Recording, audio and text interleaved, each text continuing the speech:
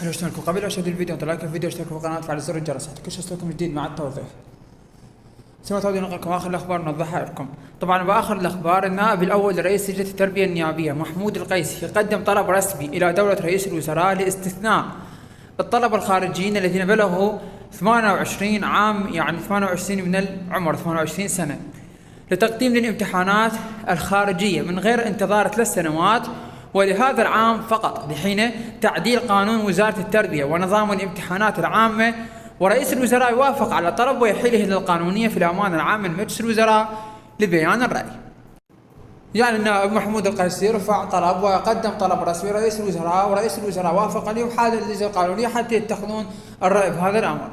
وكل هذا الكتاب يخص انه الطلبه الخارجيين يقولون مكان ما انه طالب، تعرفون الطالب انه يمتحن امتحان خارجي سواء كان مثلا يمتحن السادس ابتدائي لازم ينتظر 3 سنوات وحتى يقدم على الثالث متوسط، او ينتظر 3 سنوات ويقدم على السادس الاعدادي والى اخره. يعني لازم اكو انتظار بالسنوات، وبعدين اللي توه شنو يقدم من مرحله منتهيه الى مرحله اخرى.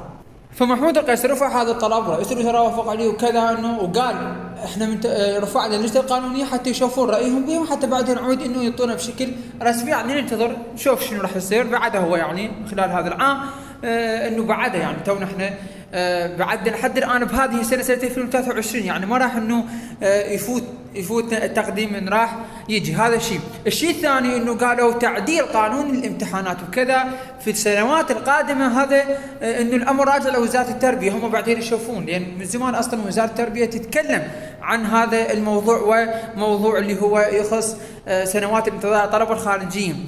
لكن انه هذا الكتاب وهذا الرفع وكذا يخص هذا العام فقط. يعني مثلا نفترض انه طالب العام، او مثلا طالب هذه السنه اللي كملت، يعني او طالب اللي قبل العام، يعني انه صار له سنه او صار له كذا، يعني من هذه الامور اللي توه صار له فتره قليله من نجح من مرحله منتهيه ويريد يقدم على مرحله اخرى منتهيه، اللي هو هذا التقديم اللي راح ينفتح انه باعتبار لهاي السنه اللي راح تجي يعني.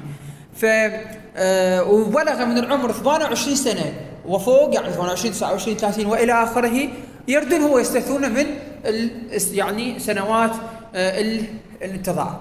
فهذا كل ما يخص الكتاب. وبعد انه نوضح اكثر نيجي، يعني اذا وافقت يعني اللجنه القانونيه وطوا رايهم بيه وصار بشكل رسمي، اكيد هم يعني راح يعطونا، يعني يوضحونا بالتفصيل ومن المشمول به، وهل فعلا بس من العمر 28 وفوق، وهل فعلا فقط هذه السنه راح تجي والى اخره. هذه كل التفاصيل اكيد بالكتاب الرسمي اذا وافقت، او اذا صارت يعني اللجنه القانونيه وطوا رايهم به وصار يعني بشكل رسمي.